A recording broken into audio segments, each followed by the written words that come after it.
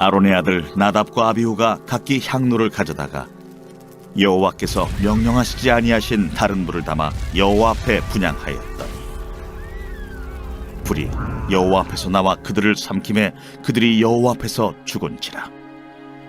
모세가 아론에게 이르되 이는 여호와의 말씀이라.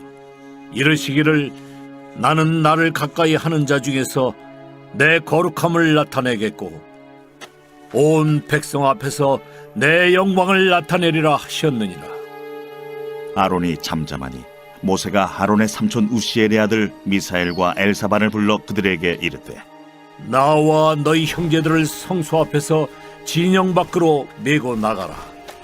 그들이 나와 모세가 말한 대로 그들을 옷 입은 채 진영 밖으로 내어내니 모세가 아론과 그의 아들 엘르아살과 이다말에게 이르되 너희는 머리를 풀거나 옷을 찢지 말라. 그리하여 너희가 죽음을 면하고 여호와의 진노가 온 회중에게 미침을 면하게 하라. 오직 너희 형제 이스라엘 온 족속은 여호와께서 치신 불로 말미암아 슬퍼할 것이니라. 여호와의 관유가 너희에게 있은즉 너희는 회막문에 나가지 말라. 그리하면 죽음을 면하리라. 그들이 모세의 말대로 하니라. 여호와께서 아론에게 말씀하여 이르시되 너와 네 자손들이 회막에 들어갈 때에는 포도주나 독주를 마시지 말라. 그리하여 너희 죽음을 면하라. 이는 너희 대대로 지킬 영영한 규례다. 그리하여야 너희가 거룩하고 속된 것을 분별하며 부정하고 정한 것을 분별하고 또 나 여호와가 모세를 통하여 모든 규례를 이스라엘 자손에게 가르치리라. 오늘 우리가 봉독한 이 말씀 가지고 다른 불의 제목으로 말씀의 은혜를 같이 나누겠습니다. 오늘 말씀은 아론의 두 아들인 나답과 아비후가 하나님 앞에 다른 불을 드림으로 말미암아 죽는 그런 사건을 기록하고 있습니다. 이 두 사람은 하나님의 영광을 위하여 특별히 세워진 제사장들입니다. 7일간 임직식을 통하여 그렇게 위임식을 통하여 제사를 통하여 그렇게 제사장이 된 존귀한 사람들이에요. 이들은 이제 막 제사장으로 세워졌으니 경험이 뭐 그렇게 많이 있겠습니까? 그리고 실수도 할 수 있을 것입니다. 그런데 오늘 본문에 보니까 이런 어려움이 있어서 그들이 그 자리에서 죽는 그런 사건이 나오게 되는 것입니다. 그러면 우리가 이 사건을 어떻게 받아들일 것인가? 오늘 이 말씀을 저와 여러분이 같이 묵상하며 은혜 받기를 바라는 것입니다. 그런데 여기에서 다른 불로 분향을 하다가 불이 여호와 앞에서 나와 그들을 삼켰다 이렇게 말씀하고 있어요. 그러면 여기에서 다른 불이라고 했는데 다른 불이 뭐냐? 그 구체적으로 어떤 불인지 우리는 생각해 보게 되는 것입니다. 원래 성전에서 쓰는 불은 번제단의 불을 쓰게 되어 있었어요. 그런데 다른 불이라 하면 아마 번제단의 불이 아닌 다른 불을 이야기하는 것입니다. 성막 안에서 향을 피우는 분향단이 있는데 제사장이 사역할 때 분향단에 향을 피우는데 이 불은 반드시 제단에서 숯불을 가져다가 그 불 위에 향을 피우게 되어 있었다 하는 것입니다. 출애굽기 17장 3절에도 보면 불을 옮기는 그릇까지 만들라고 한 것을 보면 이것은 분향단에 이렇게 번제단에 있는 불을 이야기하는데 저들이 이것을 알면서도 하나님의 명령을 고의로 거역한 그래서 일반 불을 사용한 그런 내용으로 우리가 알게 되는 것입니다. 레위기 9장 24절에 보면 하나님께서 번제단에 불을 붙여주셨어요. 그러니까 하나님의 불입니다. 그리고 제사장들에게 명령하신 것은 아침 저녁으로 이 불을 잘 관리해서 끄지 말도록 그렇게 했습니다. 번제단에 있는 숯불을 옮겨다가 분향을 해야 되는데 저들은 이 불이 아닌 다른 불을 가져오므로 화를 당하였다. 그렇게 말씀드릴 수 있는 것입니다. 여기서 우리가 첫 번째로 깨닫게 되는 것은 하나님의 헌신은 하나님의 말씀대로 되어야 한다는 것입니다. 제사장의 모든 봉사, 모든 사역, 그건 어떻게 해야 되느냐? 하나님의 명령대로, 하나님의 말씀대로입니다. 여러분, 주님을 섬기는 일에 인간의 생각이 바람직하다거나 편리하다거나 이런 것들을 개입해서는 안 된다. 그런 말씀입니다. 레위기 말씀은 여호와께서 명령하시고 그리고 그것을 행했다. 이런 말씀이 계속해서 반복해서 나오고 있는 거예요. 그러니까 여기에서 제사장들에게 가르치는 것, 저와 여러분이 깨달아야 할 것, 그건 뭐냐? 신앙생활은 말씀대로 되어야 한다 하는 것입니다. 교회는 말씀대로 되어야 한다 하는 거예요. 하나님의 명령하신 말씀대로 순종하는 것, 그것이 우리의 신앙생활 되기를 간절히 바랍니다. 예배를 드리거나 교회를 섬기거나 봉사를 할 때에도 내 방법이 아니라 인간의 생각이 아니라 세상의 것을 추구하는 것이 아니라 하나님의 말씀대로 행하는 저와 여러분의 모습이 되기를 바랍니다. 3절 보면 같이 한번 읽어보죠. 시작. 모세가 아론에게 이르되 이는 여호와의 말씀이라 이르시기를 나는 나를 가까이 하는 자 중에서 내 거룩함을 나타내겠고 온 백성 앞에서 내 영광을 나타내리라 하셨느니라. 아론이 하나 여기 이렇게 말씀하고 있어요. 두 아들이 죽은 후에 아론에게 하신 말씀입니다. 그러니 이게 뭐 연관이 있느냐? 이 아론의 두 아들의 죽음과 연관이 있는 말씀이라는 것을 알게 되는 것입니다. 또 아론이 잠잠하고 듣고 있어요. 하나님이 영광을 받으셔야 한다. 그리고 하나님의 거룩함이 나타나야 한다. 그러니까 그들이 죽은 이유가 하나님의 영광을 거스르고 또 하나님의 거룩함을 거스르는 게 아니냐, 이렇게 생각해 볼 수 있는 것입니다. 9장 마지막 절에 보면 하나님의 불이 여호와 앞에서 나와 번제단과 그리고 기름을 다 불살라요. 그러자 백성들이 이를 보고 소리를 지르며 엎드렸다 하는 그런 장면이 마지막 절에 나오게 되는 것입니다. 아마 이것을 보고 그들이 생각했을지도 모를 일이에요. 여러분, 하나님의 영광이 그렇게 드러날 때 사람들이 놀라하고 그렇게 반응하는 것을 보고 그들이 분향할 시간도 아닌데 아침 저녁에 분향을 해야 되는데 그들이 아마도 불쑥 나타나 분향을 한 게 아닌가, 그리고 백성들의 주의를 끌려 했던 게 아닌가, 그리고 자신이 중요한 인물임을 과시하려고 했던 게 아닌가 생각을 해보게 되는 것입니다. 여러분, 모든 관심과 모든 영광은 하나님께 돌려야 할 줄 믿습니다. 여러분, 백성들의 관심, 백성들이 하나님의 영광은 여러분 자신들이 받는 것이 아니라 하나님께 돌려야 할 줄 믿습니다. 여기 다른 불로 분향한 것은 우리가 하나님 앞에 예배를 드릴 때나 봉사할 때나 하나님이 받으셔야 할 영광을 우리가 가로채는 것을 의미한다 하는 것입니다. 여러분, 교회는 주님이 머리십니다. 아멘. 그분의 피로 세워진 교회입니다. 아멘. 그러면 교회는, 예배는 하나님께서 영광 받으셔야 하고 우리 주님이 찬양 받으셔야 한다 하는 거예요. 그런데 인간이, 여러분, 자기의 무지로 하나님이 받으셔야 할 영광을 자기가 받으려 하는 거예요. 자기가 존귀해지려고 하는 것입니다. 이것이 바로 다른 불로 분향하는 그런 태도가 되는 것입니다. 여러분, 우리는 우리가 하는 모든 일로 우리 주님 영광 받으시게 하는 축복과 은혜가 있기를 바랍니다. 예수님의 이름이 존귀케 되기를 간절히 바랍니다. 이런 신앙생활을 감당해야 돼요. 죄악은 어디서부터 시작이 되느냐? 교만함에서부터 출발한다는 것을 늘 기억해야 하는 거예요. 그러니까 교만이 죄입니다. 아담과 하와가 선악과를 먹었어요. 그게 죄가 된 것은 열매 하나 따먹었기 때문에 죄가 된 것이 아니라 그 열매, 하나님이 금하신 금단의 열매를 먹음으로 말미암아 하나님의 법을 어기고 하나님과 같이 되려는 그 교만함이 죄가 되었다 하는 것입니다. 하나님께 영광을 돌리고 하나님을 찬양해야 될 피조물이 하나님의 영광을 가로채고 하나님과 같이 되려는 그 교만, 그게 반역이 되고 죄악이 되었다 하는 말씀입니다. 여러분, 그러므로 교만은 패망의 선봉이에요. 그러므로 겸손히 오늘 하루도 주를 높이는 우리의 신앙생활 되기를 간절히 바랍니다. 우리의 마음에 있는 교만한 마음을 늘 관리해야 되는 거예요. 8절에서 9절, 여호와께서 아론에게 말씀하여 이르시되 너와 내 자손이 회막에 들어갈 때에는 포도주나 독주를 마시지 말라. 그리하여 너희 죽음을 면하라. 이는 너희 대대로 지킬 영원한 규례니라.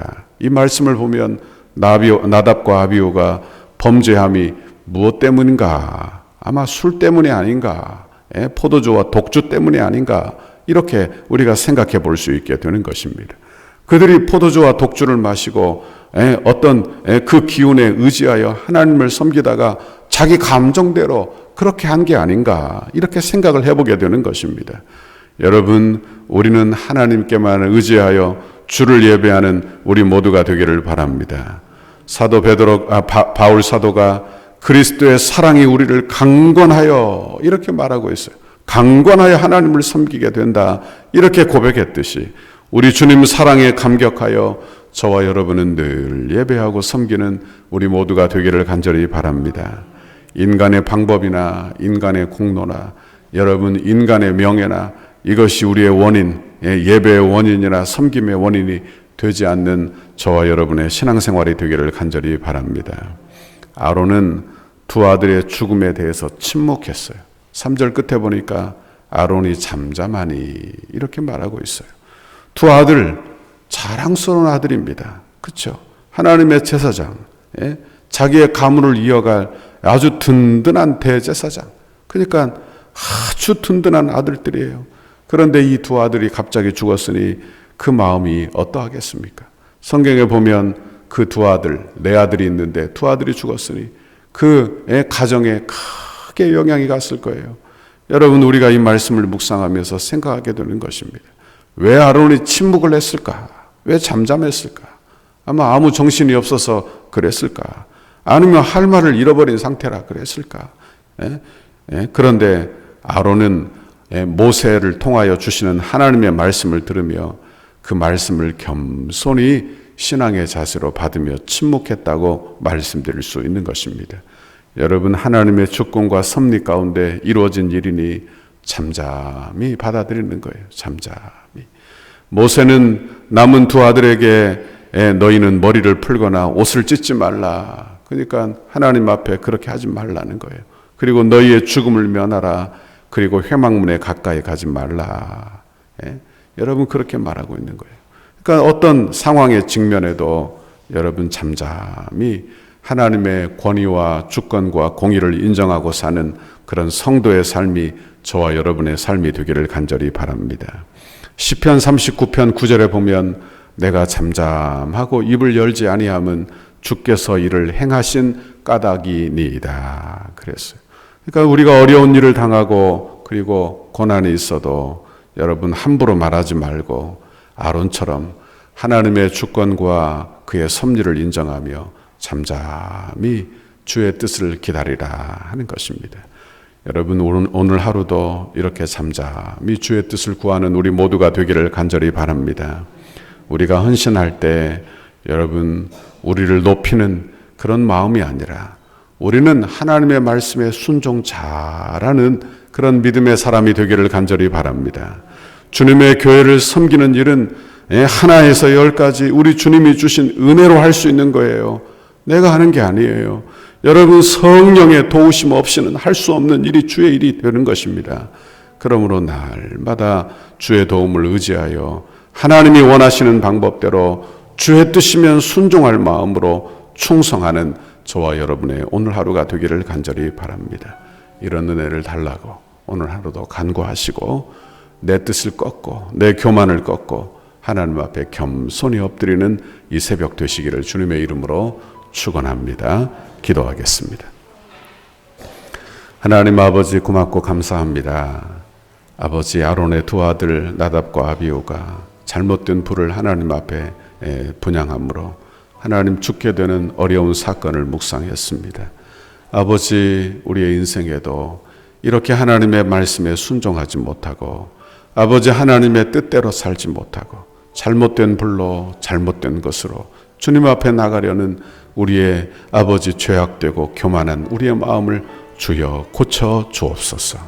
아버지, 그리하여 겸손히 예수 그리스도의 피만 의지하여 오직 하나님의 은혜만 의지하여 주 앞에 나가는 주의 성도들이 우리 덕소교회 성도들을 다 되도록 주여 복내려 주옵소서. 오늘도 기도할 때 예수 공로 의지하여 기도하게 하시고 내 공로는 다 내려놓게 하나님 인도하여 주시고 하나님 우리 주님의 이름만 존귀케 하는 우리의 신앙생활 되도록 주님 붙잡아 주시고 함께하여 주옵소서. 기도의 문을 활짝 열어주옵소서. 예수님 이름으로 기도하옵나이다. 아멘. 우리를 향한 주님의 뜻을 이루소서. 100대 기도문. 수요일 하나 되는 건축 과정을 위하여 13페이지입니다. 설계를 통하여 표현된 상징성, 기능성, 견고성, 미래성이 은혜롭게 건축되어 덕소교회의 건축이 시대를 대표하는 건축이 되게 하옵소서. 하나님께서 지혜를 주시고 재능을 주셔서 설계사의 도면 그대로 정확하고 세밀하게 시공되게 하옵소서. 시공사와 건축위원회 사이에 원활한 소통이 이루어지게 하시고 교회 건축의 모범이 되는 건축 과정이 되게 하옵소서. 시공사를 통하여 진행되는 건축의 단계마다 그 분야에서 가장 신실하며 탁월한 전문가들을 붙여주시고 성령으로 하나 되어 최상의 팀워크를 이루게 하옵소서.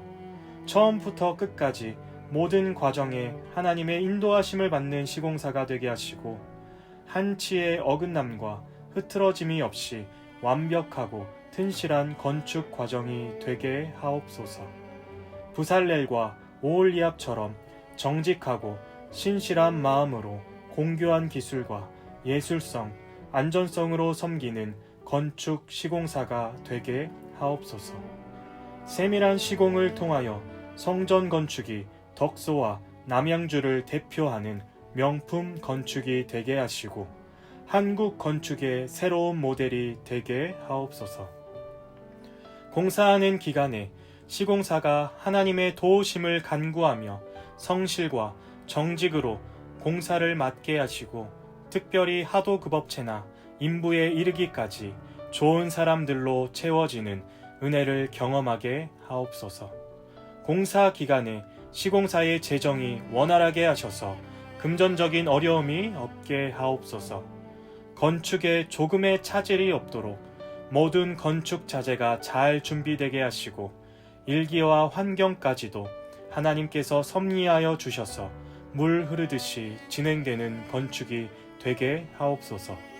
시공 과정 중 건축에 대한 의견을 나누고 상황을 점검할 때마다 막힘없는 소통이 이루어지는 행정이 되게 하옵소서. 건축이 진행되는 동안 우리 교회를 통해 넘치는 은혜와 복을 받아 사업이 더욱 번창하게 하시고 기쁨으로 건축에 동참하는 업체 되게 하옵소서. 시공사의 모든 직원들이 성전 건축을 통해 하나님을 알게 하옵소서. 시공사가 교회를 건축하면서 더욱 많은 일거리가 생겨나게 하시고 교회의 건축을 즐거움으로 감당하게 하옵소서. 토목, 구조, 기계, 전기, 냉난방, 조경, 음향, 영상, 조명 등 모든 분야가 잘 시공되어 정교함과 탁월함을 갖춘 건물로 마무리가 되게 하옵소서. 예수님의 이름으로 기도드립니다. 아멘.